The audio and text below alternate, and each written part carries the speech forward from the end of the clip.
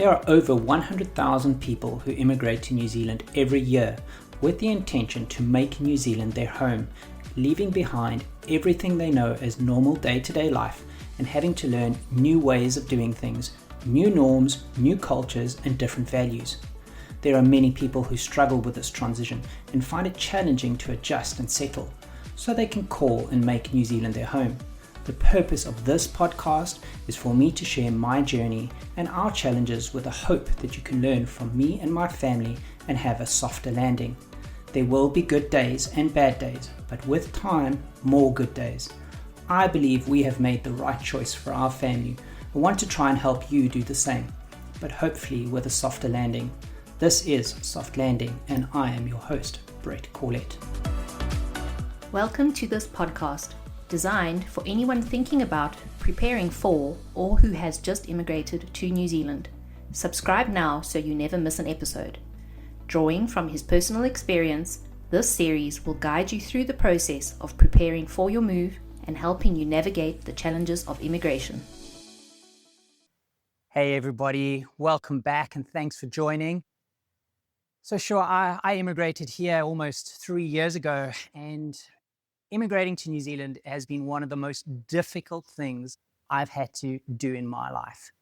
And it's not just the difficulty of physically moving across to New Zealand and trying to make it home, but it's also making sure you maintain your mental well-being, and there's so much to it.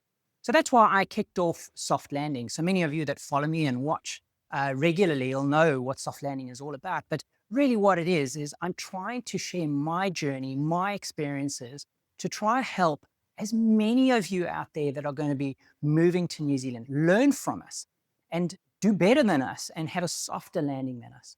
So I share a lot of practical things and guides to try and help, like basics like how to pump your tires and fill your car with fuel, to how to enroll your kids in school, how the medical system works, how to find that first rental and secure that rental, from even tips and tricks on how to find that job and integrate with the culture here at work. There's so many practical things that I'm trying to share. Over and above the practical, there was also the mental well-being and trying to really safeguard your mental well-being by showing grit and, dealing with what is real, which is immigration grief. So I've really started sharing a lot of that. But one of the big things that we cannot overlook is your finances. As much as it's a journey to make New Zealand your home from beginning to end, and learning all these practical things and making sure that safeguarding your mental well-being to be able to push through and actually make this home, you've got to stay on top of your finances.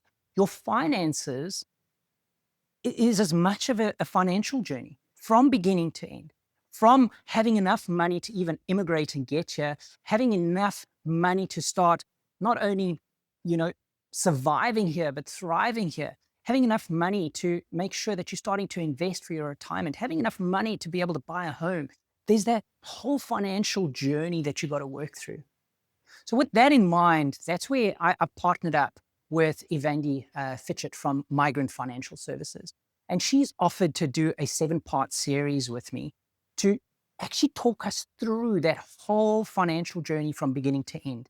And she's going to be using me as a guinea pig so that she will run through my initial budget when we got here to when we have 2 salaries, for working together with me to finally start working towards investing for our retirement, investing to be able to buy a home, and just all the challenges that we as immigrants will go through, and a whole lot of tips and tricks along the way.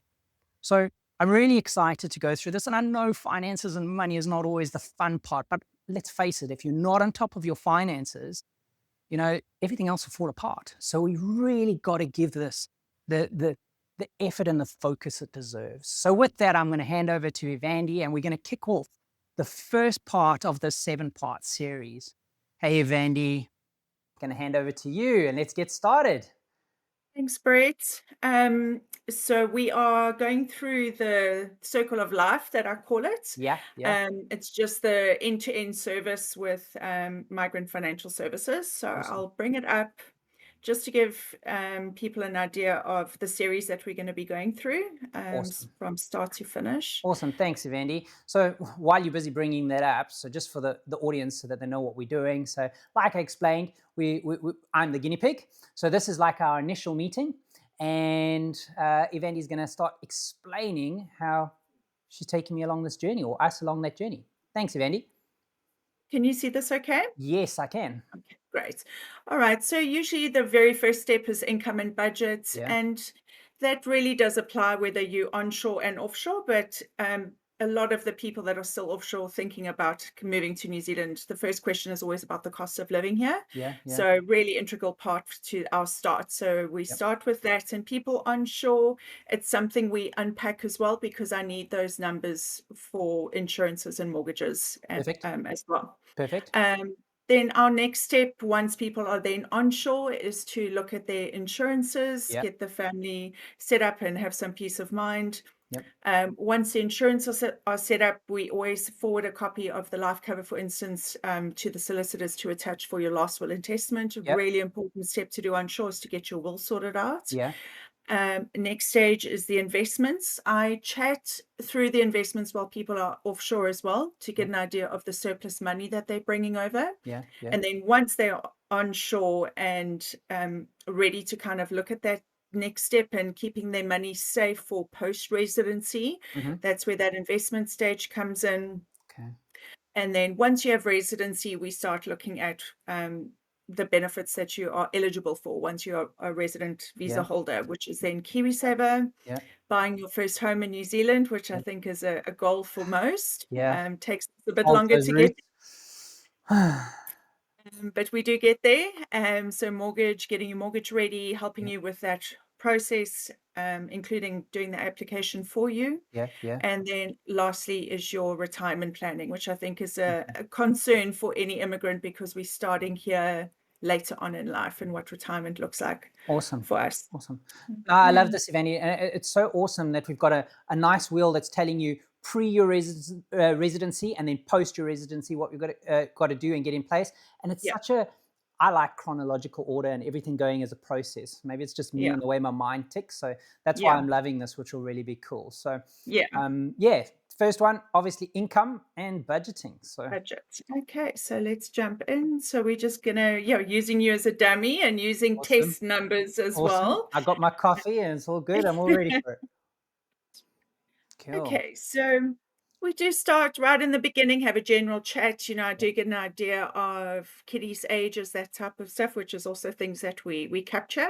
Okay. So even though we're starting in the income and expenses, just a quick note, the assets, which would be your surplus money that's coming over, whether it be pension, provident, sale of home, I do capture that in here and we tackle it in the investment portion. Okay.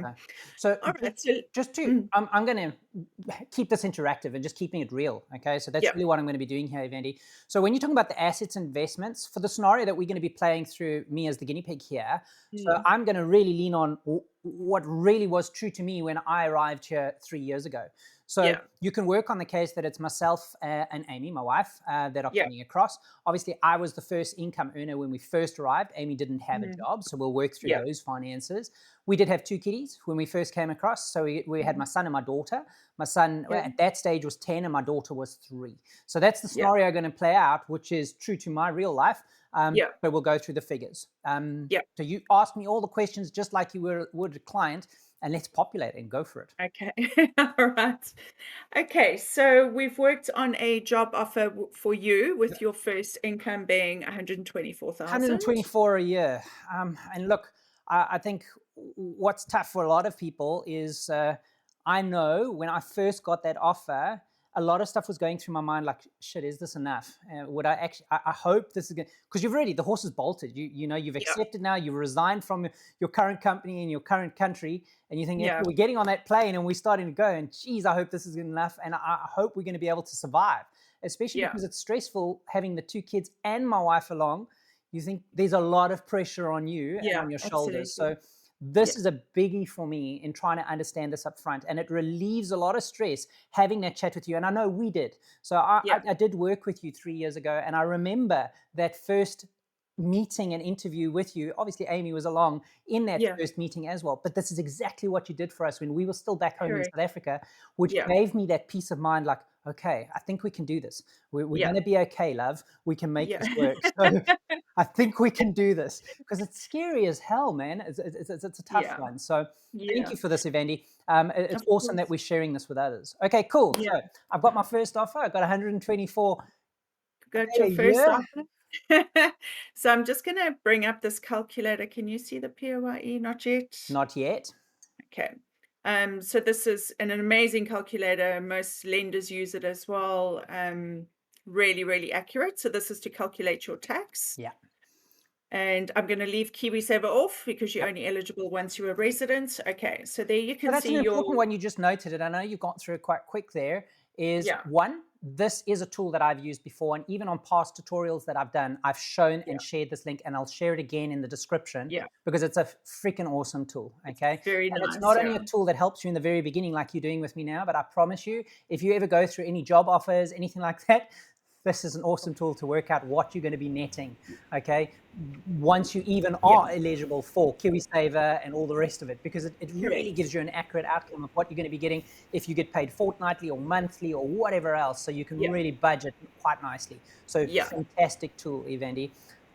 Yeah, but I'll definitely share that link Okay. as well. Yep. All right. So we can see your monthly net is 77594. So I'll just make a note of Okay. that. Okay. Cool.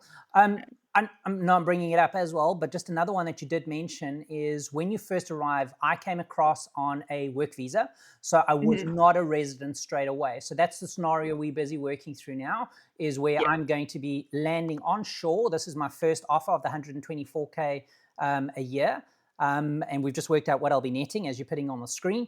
But Ivandee mentioned it now.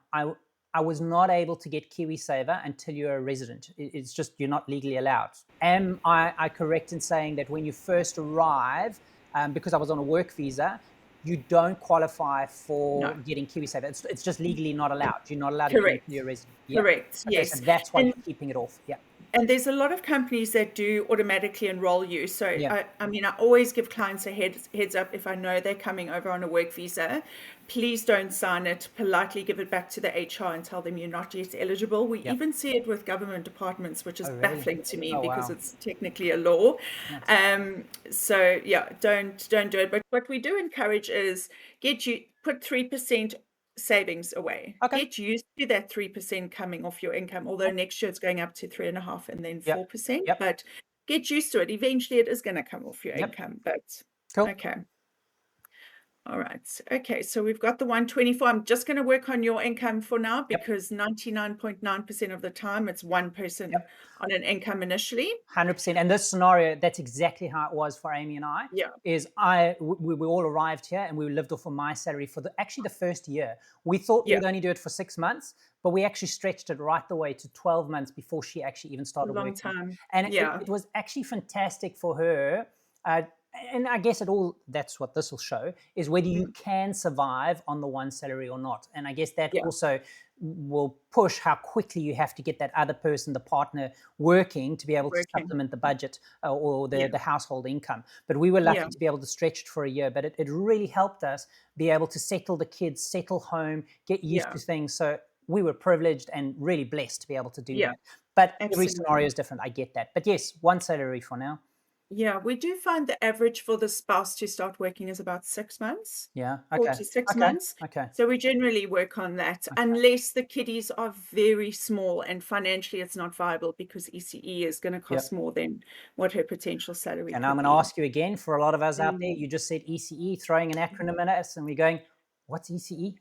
Early childhood education creche.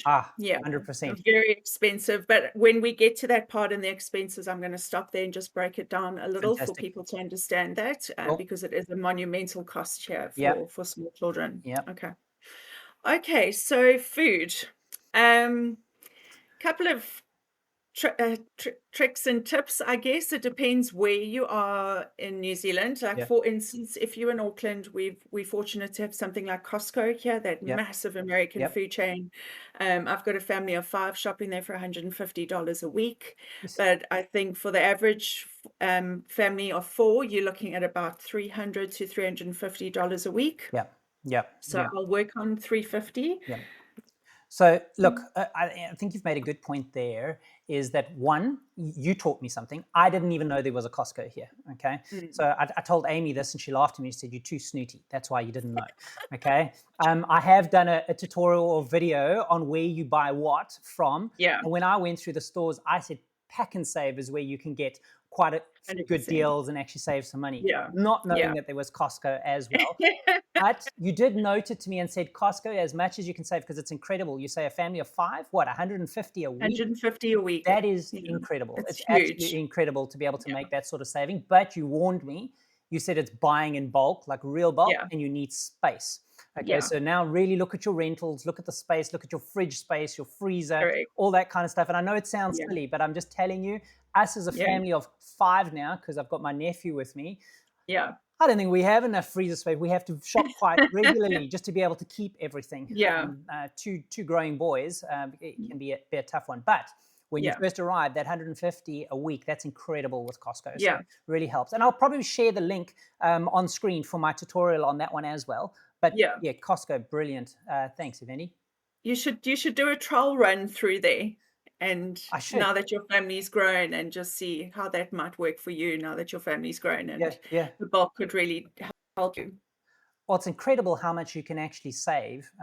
Yeah. 'Cause like you said, what are you going to put in there as an average? You said 300 and something, right? 350. 350. And 350 is really realistic. I can tell you that Yeah. now, and we're in 2025. That is Yeah. realistic. I know we spend a little bit more, but the reason we spend a little bit more at the moment is because I'm celiac. So Oh, right. being Yeah. celiac, oh man, it's a pain in the Yeah. butt. But you got to buy all these gluten-free things and they cost a fortune, okay? They do. But Yeah. unfortunately, it's just what we have to do. So Amy Yeah. won't go buy just separate food for me. She'll cook everybody gluten-free. Yeah. So pastas, for example, we have to buy the gluten-free pasta, which is more Yeah. expensive, but then she can make one meal for the whole family. Yeah. So, Yeah. everybody's situation is a little different. That's with us. Absolutely. But let's, for the sake of this scenario, assume I'm not celiac, so most people can relate, and let's go with that 350. Okay. And yeah, on a general conversation, if you're not in Auckland, for instance, I would also say Pack and Save would probably be your best bets for Yeah. a bigger family. Yeah. But all the stores have really good specials. I've got quite a few families that special hop. They compare the stores week to week. So, but that takes a bit of commitment, whether you're Yep. keen to do it or not. Okay. All right. Entertainment, I don't usually factor in while there's one income. And honestly, in those first 6 months when you're settling, there's really no time or no budget for something like that. That can come a bit later once there's 2 incomes as well. So, Ivandee, I'm going to talk through each point that you're going through just to add a little Sure. bit from experience. So I think you're 100% right. In that first year of us being here, also because we were living off of one income, you have to be, budget conscious. You really have to watch every penny in the beginning. Okay, so Absolutely. that's something you had to do. But where you said we're not budgeting for entertainment, you're right, we didn't. So we didn't get to go spend money on going and paying for stuff to do. But Yeah. that said, us being up here in Auckland, there's a lot of things to still do with a family that doesn't cost money. It's Going free. for beach walks, going for walks in nature, Yeah. going to the museums. If we just take a proof that we got a house or we're living in Auckland, so Yeah. with our address, we didn't have to pay to go to the Auckland Museum, for example. So Yeah. there are things you can do in Auckland as a family that Yeah. still don't cost money. So don't Absolutely. think Or that maybe, you're stuck in your 4 yeah. walls. You can do Yeah. stuff, but it just takes a bit of research Yeah. and a little bit of getting out there and doing something different. That's all. Absolutely. I mean, Facebook always has things advertised for family-friendly events on Yeah. weekends and stuff. Yeah. Otherwise, there are so many beaches around us and parks and Yeah. things to do. It's only going to cost you the petrol to jump into 100%. your car and go see something new because you're new to country. Yeah. Yeah. A lot of the places you haven't Exactly. even seen It's like before. being on So holiday, exploring your new country. 100%. And maybe Yeah. I'll add another point there, and I know I'm putting in a little bit of a pitch here, but I've got an app called Match Families that we're going to be launching very shortly. But it is available and everything at the moment. So even if you had to go to the app stores and look up Match Families, people can register. Yeah. Over and above trying to match families so you can meet other people that are other Yeah. immigrants and everything in your country, what we're starting to do, or wherever you are in New Zealand, you meet up with those families, we're also going to start adding on things to do in those locations. So families not only meet up, but they can see what's happening in their relevant areas Yeah. at every point in time, so that they can Yeah. actually go start finding stuff to do and actually get out Amazing. there. Yeah. So we're going to be doing that too, to try and help. So over and above, Yeah. yes, Facebook groups, you're right, there's a whole lot of those. Yeah. We've also going to be having Match Families app available to everybody in Perfect. New Yeah. Zealand, to try and address that too. Yeah. Okay. So I'm going to leave that blank for now. We'll look at Yep. that when there's a second income. Yep. Right. Alcohol and nicotine. Well, let's just say if you are still smoking before you've immigrated, stop Yeah. before you come. It is Yeah. $45 a box. I Crazy. believe I Yeah. don't smoke, but Yeah. yeah, there's no budget that can support that Look, habit. there's Yeah. no judgment here or anything like No, that, no, okay? no, no. It's a 100%. cost. So if Yeah. you couldn't stop or whatever else, well, just know it's seriously gonna cost you an arm and a Yeah. leg, It's okay? huge money. It is Yeah. a huge amount of money that you'd need to spend on smoking, or even vaping. Not that I vape or smoke, so I don't know the costs of all of that, but if you Yeah. said it's $45 a box, Yeah. that's a hell of a lot to be Yeah. spending. Alcohol as well. I Very know expensive. it's not cheap either. It is Yeah. very expensive. Yeah. In my scenario, we are lucky. We don't smoke or vape or drink. So it is definitely something we've been able to save on. So just Yeah. keep that in mind Yeah. if you are coming across. A lot of my clients do stop smoking and change to vape before they come, just because it's Okay. more cost effective. Is it? But yeah, Okay. it's really just a heads up that it's Yep. $45 a box. It is a massive drain on your income. Yep. To put that in perspective, what, 500 Rand a box? It's So don't think you'd be yeah. paying that back home. Yeah. Okay. Hey, look, I All have right. no idea, but I just know it's expensive. So, yeah. Or clothing. So look, I think in the first 6 months, not a necessity. Most people are really kitted out with their clothing that they've brought on shore. So we will factor that in on a month-to-month basis once there's two incomes. Yeah. I'll add into the personal one just quickly before you jump onto the next one. So what we did back in South Africa is we actually went shopping in South Africa first and got a lot of new clothing before we came across. So we brought Yeah. that with us. And what we also did is thought ahead a little bit and said, okay, well, we were arriving in January. So we knew it was the end of summer, we were going into winter. So we bought a lot of winter clothing as well to try see us through. And I'm talking the kids as well. So we tried to do that. And also the personal care with all your creams and your products and all that kind of stuff. We try to bring as much across with us as well. Also bearing in mind, it sounds silly, but when you first arrive here, you get used to certain products, eye creams, face creams, hair stuff, whatever. Now you arrive here, your brands are all different. You sometimes can't get what you used to. Yes. And then you're like, you don't want to run out and then go, oh crap, now I can't find that particular hair straightening product. You can see I'm married. Yeah. Okay. Because that's what we used to use. And now I can't find it here. So now you have to go try different things and it doesn't work. So not only because of the cost, but just for peace of mind and stress, bring what you can across so that you're already, you kit it out for the next couple of months until you find your feet and you can afford it. And, get out there and start learning other brands and what's available. Absolutely. So Especially that's one of the things we good do. quality stuff like Woolies and that, if you can Yep. bring what you can, then you're not having to buy for quite some time. Yep. Okay. All right. So power. Interesting concept to us to be able to choose between electricity providers. What? It's a novelty. More that than one provider of More power? than one. No monopoly? What the hell? No load shedding. Jeez, no load shedding? Jeez. Yeah. Funny story. And I know, just adding into it, Ivandee, when we first got here, we were like 2 weeks in and then Cyclone Gabriella hit, okay? All right. We went through the cyclone. We did have a power cut in the middle of the cyclone. In the middle of the cyclone, let me reiterate that. The power was off for 20 minutes and then came back on. And they apologized because we lost power for 20 minutes. Yeah. Did you get a text message saying apologies? I know it was bizarre. Was, geez, you have no idea. Okay. Yeah. So really awesome. Yep. All right. So, multiple providers to choose from. I think they each have their own benefits in that. I think it's a good idea to check maps because you can see their strength area in those in particular areas. Yeah.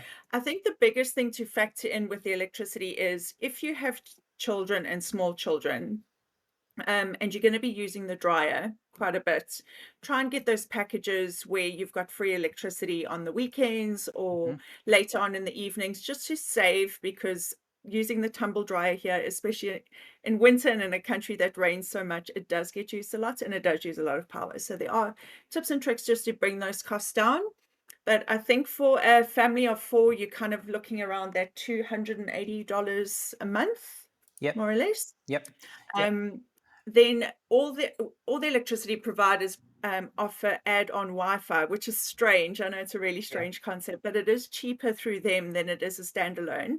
Yeah. I do, however, say to clients that might be IT jobs, work from home jobs, that it would maybe be better to do a standalone provider where it would have a better strength and signal. Yep. But for argument's sake, we'll just use the electricity guys, which is around $70 a month. Yep.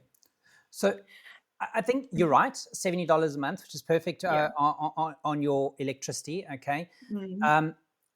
What I just want to add on there is you did mention it already. There's different offers that come from, and you've got choices. You've got like Mercury, you've got Genesis, you've got Contact. There's so many different other providers out here, but they run different deals over and above what you've said with even giving you free electricity at certain times to run the dryer. And so that people really understand, it rains a lot here. So you end up using your dryer a lot. Otherwise you stink, okay? Your clothes smell damp all the time. There's no sunshine like back home when you put it out and you can leave it for a couple of hours. I promise you, you use the dryer here. Back in South Africa, well, when they could keep the lights on, you were very sparingly using the dryer because it also cost a lot of money, and you could use the sun. It worked and things dried. So it is something you're going to do. But they run deals over and above free time. They also give deals where you can get a TV, you can get other things as well. So it's a competitive market here, which is actually quite nice. So it really, really works. And you are right, they do bundle in the internet as well. I do work from home. I am in IT as well. So does my wife. She also works from home. So we have separated ours, and we do have it separate between internet and electricity. Also, when you arrive here, there are companies that you can phone them, and they can even get everything connected for you, which is really cool. So there's a company that's called Fast Connect. You can even contact them, and they'll get you all the competitive prices at that point in time, and they'll even help you get connected. And the service is phenomenal. It actually works, Ivandee. It's not like back home in South Africa where it was like, oh crap, you would worry and whatever else. It actually works really well. So cool. 100%. Yep. Okay. And then phones, also pretty competitive here. I'm still on the same plan. It was from day dot when I landed here, which is with, now One NZ, which costs $35 a month. It's unlimited, calls to New Zealand numbers, text, and Wi-Fi. So I don't think there's a need for any more than that. And some people obviously get a work phone as well. So I just kind of factor in 2 phones there, which would be $70. I think you're right with that one. I just want to add on, one of the things we did do is we brought the physical phone with us. So that's $35 or $45 a month. It's just the contract. It doesn't include buying a phone. Just so everybody's very clear on that, you need to have a handset. I did need to upgrade my phone when I got here. What I did is there is sites that you can go to, like Dick Smith, whatever else, where you can actually get refurbished phones from Australia even, and some here in country, and they're cheap. You can get a phone for like $100 and something, which is a decent Samsung whatever phone. It's not the S series or whatever. It's not the Wow series, but it works perfectly fine. So you can buy your phone outright and then just keep on your month to month. So I even did that when I first got here. So it's something you can keep in mind. Okay. All right. So that brings us to $420, but I'm going to round this up to $450 just to give a little bit of leeway for those electricity costs. Okay. In transport, hugely dependent on where you're living versus where you're working. So if you're in Auckland, for example, public transport is fantastic. You can get those monthly passes. I think it's $200 a month now for unlimited buses and trains. And I think if you're working in the city, it really does help to commute into CBD via public transport. We've noticed average petrol costs, if it's just work and back, shop and back, school and back, is around $300 per person, plus then $200 for public transport. All right. I can just add on to that while you're busy filling it in. So we did use public transport, and it's a new concept, using public transport for some of us.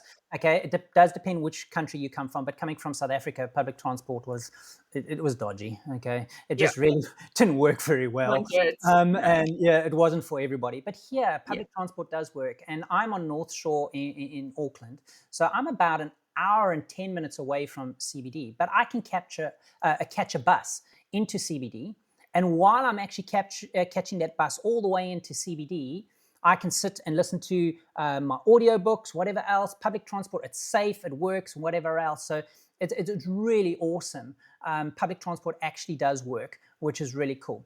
And it also then, what we did is, because we bought a car outright when we got here and we weren't paying off a car, it meant because Amy was back at home, when I was going into work, she had the car so that she could drive around with the kids and go and do and whatever else. It also meant once the kids got into school, she could run them back and forth and whatever else. So that's why I used the public transport as well, which just made sense. Yep. Absolutely. All right, then household maintenance and gardening. Sorry to say, you are the help. I am Elias. I know. Okay, so I am the gardener.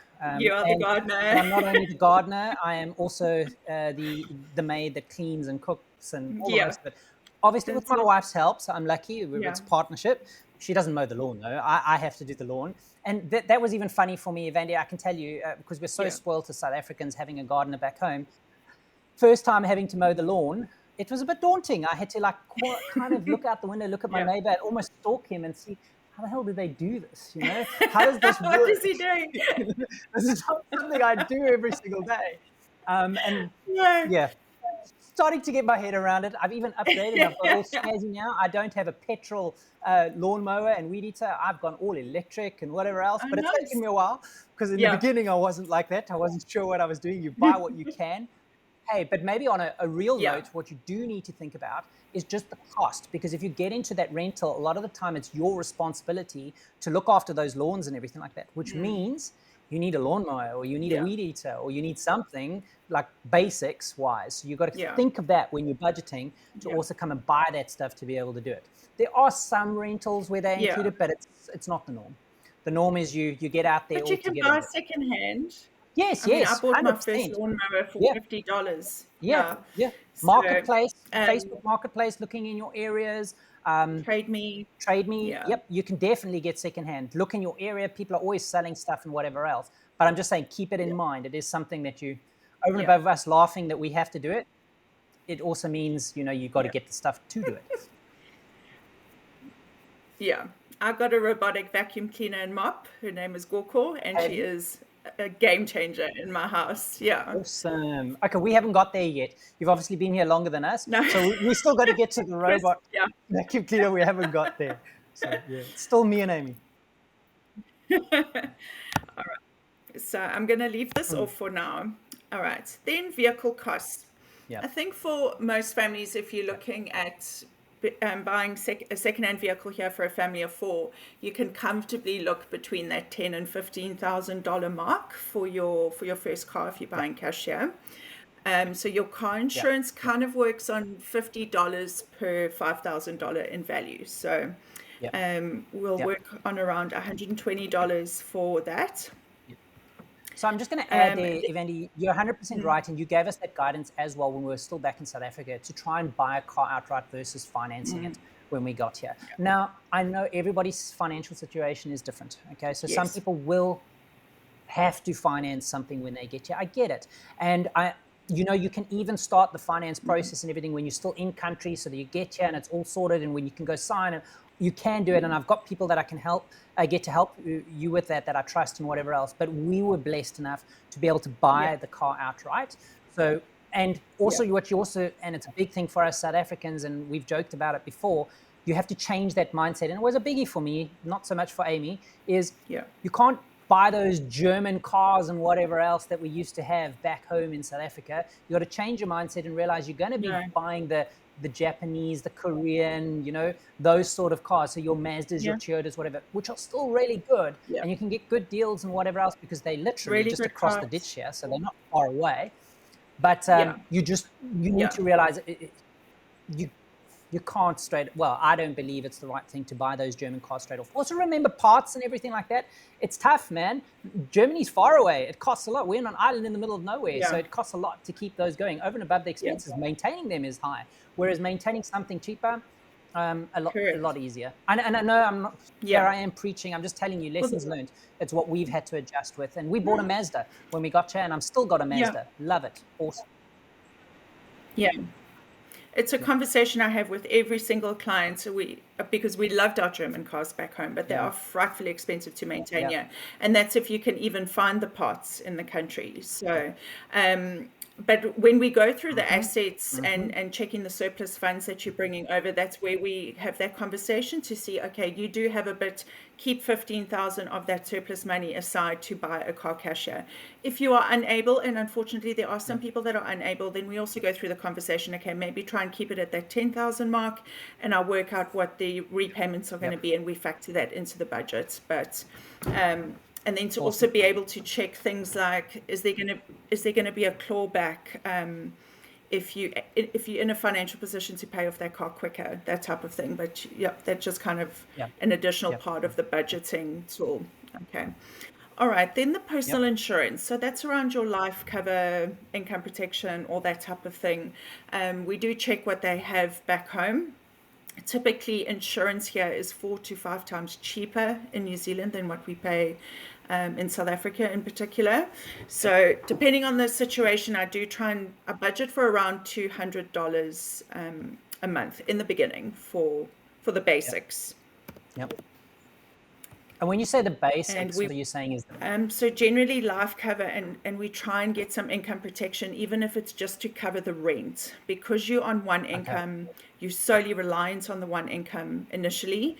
That if something happens to you, at least the rent is paid, because your rent is about 70% of your expense here. And we'll see that a bit later. And then later we can buff it out. And I do know as part of the series that the next one is actually going to be, the next video is actually going to be around insurances and all the rest of it. So I know you'll get into more detail on that. I just wanted to try and get an understanding straight off the basics and why. So thanks for that, Ivandee. Okay. Contents insurance, if you are building up from scratch, I normally say to clients, once your home's completely up and filled and homely, then start looking at contents. There's not a lot of crime here, but there are natural disasters. And contents insurance is very, very cheap. So definitely cover the things that are valuable. We can factor in the beginning, say $50. And that's no joke. It's not much in the beginning. Perfect, and you're 100% right. So I do know that the crime is better. Okay, it does happen. You know, it still can happen, but it's nowhere like what we used to. No. But you are right about natural disasters. When we first got here, never mind our first rental getting flooded. So because there were floods and everything like that just before Cyclone Gabriella, and then there was Cyclone Gabriella. So it really does happen here. You need insurances for some things. It's just a little different. That's all. Yeah, it happens. Yeah. All right. Then the biggest expense, rent. So if we're looking at Auckland, family of 4, you're probably looking at a 3-bedroom initially to start. It is hugely area dependent, but I think a good average is around $850 a week for a 3-bedroom home. All right. So that is one of the things. I'll even put one of the links into this description of this video as well. There are sites that you can start looking on. Besides Trade Me, you can look at realestate.co.nz. So you can start getting a feel for the different areas and what the costs are. And you'll start seeing that the rental, you don't pay it monthly, you pay it weekly. So that's also something you need to get used to, is that you've got to pay those rental costs weekly.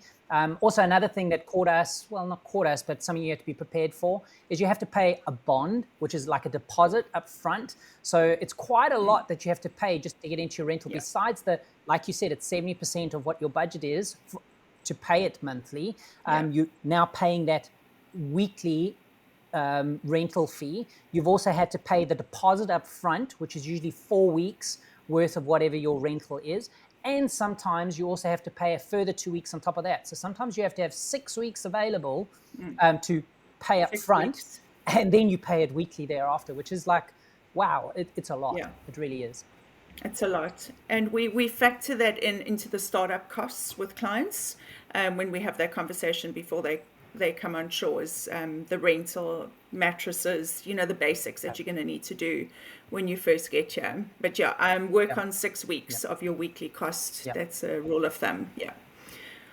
All right, then school fees. Sorry, I'm interrupting you again, but you've stated that you actually meet with all your clients up front and you talk about those moving costs as well, which is so handy.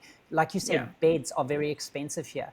So you talk through that and what the costs are. Yes. And obviously having extra money put aside for bonds and all the rest of it with your rental. So it's important for people to know that you also do that as well. So, which is really helpful, Ivandee.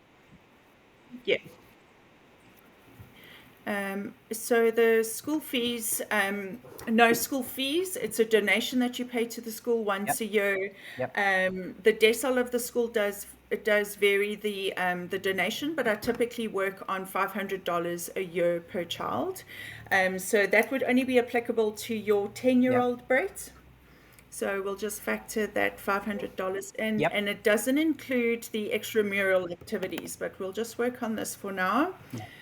All right, then ECE, child creche. All right, so in Auckland, average cost of creche is $450 a week. That is up until the age of 3, and then 50% gets subsidized. So yours is a 3-year-old, thank goodness. So we can halve that. So $225 a week. And you're 100% right. That is a huge. I was so lucky with Amy. Sorry, I was just saying we were so lucky with Amy is because she was at home and my daughter was 3 at the time. She had just turned 3 when we got here. We were able to get, of a 40-hour week, 20 hours subsidized by the state for her to go to kindy. And it actually gave Amy time because one, it was getting not only the time for Amy to go do stuff and get out there by herself, because now my son was at school and my daughter was at kindy. It also started getting my daughter to start building friends and integrating and everything like that. So it really did help, which was awesome. But you're right. It was only 20 hours that they paid for. Yeah. But there are families that are unfortunately in a situation where they can't even afford that 50% on one income, but it's okay. Like you said, the spouse would be home with the child, and we typically see the spouses take max 6 months to find a job. So they normally then go full-time once the spouse starts working. So, but that's the cost that you can work on. We'll leave it in for now just to play safe. Look, the gyms and that, I don't know too many people that get straight into it in the first few months because you're sitting up home, you're running around weekends collecting furniture. It's really the last thing on your mind is joining a gym when you're actually hauling furniture all around the city. So I typically leave it out for now. Okay. But we'll see it as a luxury. If you really, really wanted to join the gym, I can tell you there are some cheaper gyms like Jet's gym that I go to.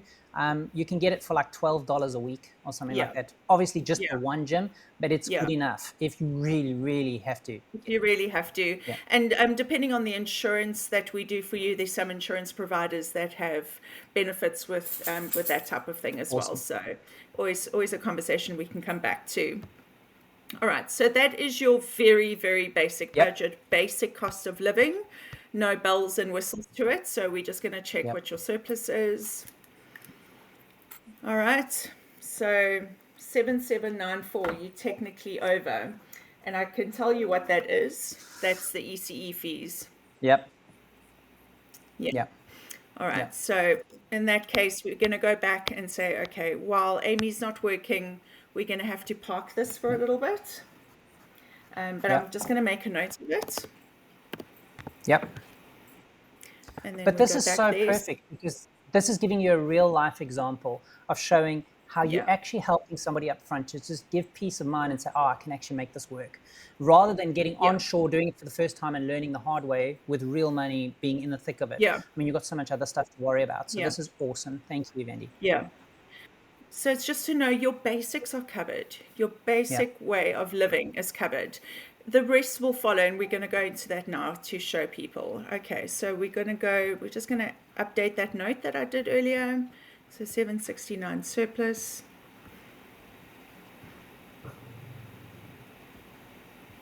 Okay.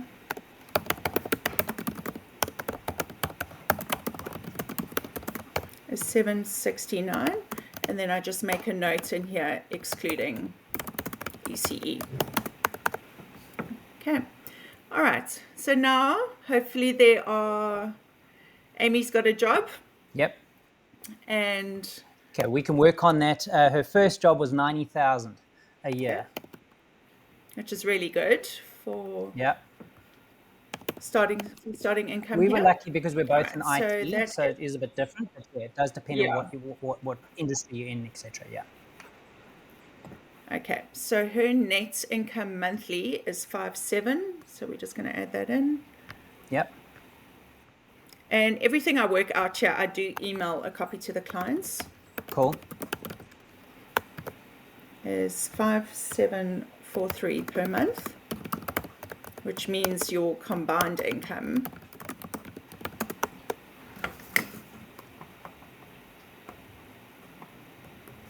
will be 13,000. Brilliant. Okay. All right, so let's jump back and see what else we can spend. Awesome. All right, so here's where we can start looking at a bit of entertainment. I think most of my family's budgets around $50 to $100 a week, depending on your lifestyle, I guess. I think a family of 4, I think we could split it down the middle, say $75 a weekend. I think that's fair. It's obviously not being extravagant or whatever else, but you're starting to do, which is perfect. No. Oh, sorry, that's a weekend. So let me do that per month. So 325, let's say 300 a month. Yep. Alcohol. I'm sure you've deserved a couple of beers after mowing the lawn how many times, and or you want to have a wine or whatever it is that wine. you have. Let's say 200 a month. Yep. Personal care and clothing. Most of my clients budget around that $150 a month. Yep. So there's going to be no change there. This will change because there's going to be extra travel costs with going to a second job. Yep. So I think the personal care, I know you're adding in for the transport and everything, but the personal care, you're right, because even if don't only think about yourself, as will be your kids. So you start spending stuff on them, clothes, whatever else, shoes. You'll be surprised, like my daughter being 3 in this scenario. I know when she was like 4 and went to kindy, her and her friend decided to play in the mud and whatever else because it rains a lot here, and she messed up her shoes and were brand new pair of shoes, and you're thinking, oh, I've just bought you those shoes, and you have to buy new. So it happens. Yeah. All right, so petrol will go up, and sorry, our household expenses, it's still on you to do that. All right. Vehicle. All right. So the personal insurances, this is where we just do a rejiggle. So include the spouse and that type of thing. Start looking at trauma cover, for instance, which we know as dread disease back home, and disability and things like that. So I normally push this up to around $300 then for a couple, depending on your age and that as well. Then the other big debate we have here is private medical. Whether you want to, not want to, if it's a staff benefit at the company you work for or not. I must say, of late, there are more people that want it than not want it, just because of the wait times in the public system at the moment. So we could factor in. I think you've nailed it there. That's a big thing. So, but I want to put people's minds at ease so that they really understand, especially as South Africans, when you talk public healthcare in South Africa, it's scary, okay? You if you had to go into a public hospital in South Africa, you're worried whether you'll even come out there alive. And I'm not even joking, okay? It's tough. Whereas here, it is different, guys. I promise you. I've personally had to use public healthcare here in hospitals. For those that don't know, or if you have listened to my previous podcasts and stuff, I have had cancer. So I came across here where I was still doing post follow-ups for my cancer treatment. And I had to do that through public sector. So I had to deal with an oncologist from public sector. I had to go through different scans in public sector hospitals. It works. It takes a long time, but it works. And then now that we've finally got to a position where we can have private medical, it speeds things up.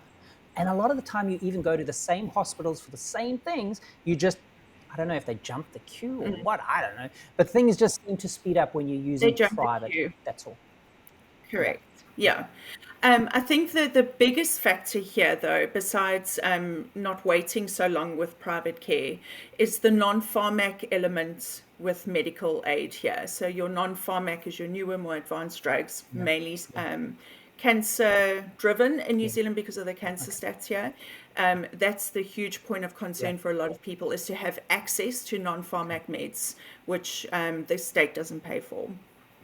So that's a huge driver here. Okay, but that's we can go into more detail when we do the insurance section on that benefit. Okay. Yep. All right. Sorry. All right. So I'm going to leave the contents as is, your rent as is. Nothing would have changed there. Yep. And okay, and then let's start looking at the KiwiSaver, because I feel it's really important to start doing those 3% savings. And get used to that money coming off your income. But like I said, it is going up to 3.5 next year, but we'll work on the current rate now. Yeah. And I think an important one that you're doing here in this scenario, guys, you got to remember, we're starting to get into the habit of that 3% coming off. Once you are a resident, then you get your KiwiSaver, and they do it via your company when you're getting paid. The money goes directly into the KiwiSaver again. Here in this scenario, if we're doing it as we're not a resident, we're still just on work visas, you wouldn't be able to do the 3% until you got your residency. So it's important just to note that, but it's good to get in the habit. Correct. Yeah. Okay, and then we will add back the childcare, the ECE of $975 because Amy's not working. Yeah. Correct. Okay. All right, so let's see what that does to your budget. All right, that leaves you with $3,774 per month surplus cash, including savings. Yeah, brilliant. Absolutely brilliant. So it is doable. I think that's what people have got to realize. But what you've got to do is you've got to be smart. You've got to be a bit frugal. You've got to do a lot of planning, and you can make it work. Because remember, a lot of us are coming midlife, so we have to play catch up. You know, we spent all our life savings, everything else, trying to get here and get reset up. So it is playing catch up. So you need to be, I mean, the first thing you'll want to do is, oh, I've got extra money, you know, I want to buy that jet ski now, or I want to get that second car and buy this. You've got to be careful doing that, because you know you've got to start investing. You've got to start thinking longer term for retirement, which is so boring, but it's something you've got to do. And you know that you've got to plant roots and buy a house. You know, adulting is never fun. It's never easy, but it's something we've got to do. So this really does help. Absolutely. Yeah. And even if we factor in the KiwiSaver, if you're looking at the average house cost here of being $1 million, the minimum you're going to need for your deposit is $100,000. So we look at $100,000 saving over 3 years. That's $2,700 a month. Yeah, that's all you need to put aside. Yeah, sure. So things like when your daughter starts school, there's almost $1,000. It's doable. Things like when your daughter starts school, that is almost $1,000 saving a month that you could be putting towards your house deposit. Yeah. It's already been coming off your budget for the last 3 years, so you might as well put that money aside, put it towards your house saving. For most people, most of the clients I have, their surplus is around close to that $4,000 a month mark. So you can easily take $2,700 out of that and put it aside towards your house deposit. You've got 3 years to get there. Yeah. Okay. And awesome. And that's it in a nutshell. Okay. So I think what this has shown me nicely, Ivandee, is that, you know, I think it can be very daunting and very scary when you've got to first make that move. But I think with a lot of planning and working together with you, it can just, one, settle your nerves, make you realize that you can do this, and it's actually putting a plan in place. So you know that, you know, you can make this work. And what scares me more than anything else, or even upsets me quite a lot, Ivandee, is you'll see on a lot of these different Facebook groups and everything like that, you've got these keyboard warriors that'll go say, oh, don't move to New Zealand, it's a terrible place, and the economy's shot and you can't make it work and everything's so expensive. I think this is what I'm also trying to show is, as much as there's negative people out there, there is positive as well, and you really can make this work. Is it easy? No. Is it going to take a lot of grit and a lot of pushing and drive and whatever else? Of course, and some sacrifice too. But we can make it work. You really, really can. But sometimes you just need a little bit of that help, and that's why I'm so grateful, Ivandee, for you doing this, so that we can help as many others, just do better than us. Have a softer landing. That's what it's all about. Absolutely. And it's important to remember it's your starting salary. It's your starting point. There will be increases, there will be better opportunities. Most people move on to higher paying jobs eventually. I'm not saying all, but most. I don't know anyone that stays on the same income here for their lifetime. So it's a start, and it's just to prepare you, because unfortunately, it's not often, but I do see people coming in on really low incomes, and we're like, okay, this is the bare minimum you're going to need, but this is how much surplus money you're going to need just to carry you until your wife or your husband can start working. So it's just to prepare you, so that when you're here, you've got that extra cash, we've done the numbers, and you can breathe. You don't need to worry you can't buy food for your kids or something like that. So And I think you've touched on an important one there. Over and above, being prepared, number one, so important.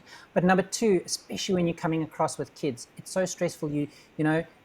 You've got this weight on your shoulders that you've got to look after your family, especially kids, and you don't have a support structure here.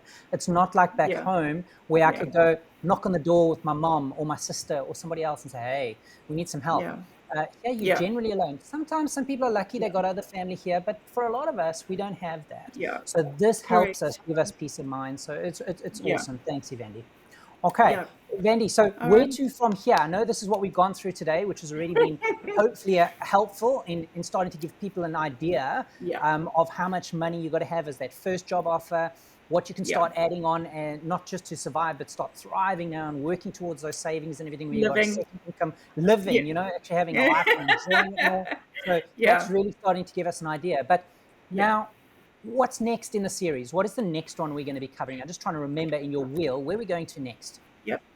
So next is the insurances. That's typically something that we do just after you've started work. Once you've settled a little bit and things are in place, then we start looking at the life cover, income protection, all that type of thing. So we can stop the expense from back home, because it is frightfully expensive what we paid for insurance back in South Africa. And it's the part before we do your last will and testament, because the solicitor gets a copy of your life cover. We attach it to your will. So it's a step we do before that as well. So hugely important. Brilliant. This is making sense now. Thanks, Ivandee. Okay, so we got a good understanding now of our budgeting with the first salary and then the second salary coming on. Excited for the next one that we're going to be doing, which will be all around insurances and all the rest. So it's going to be cool. But thank you, Ivandee. Really appreciate your time today. It's been awesome. No worries. So we must keep well and speak soon. Speak soon. Thanks, Brett. Cheers.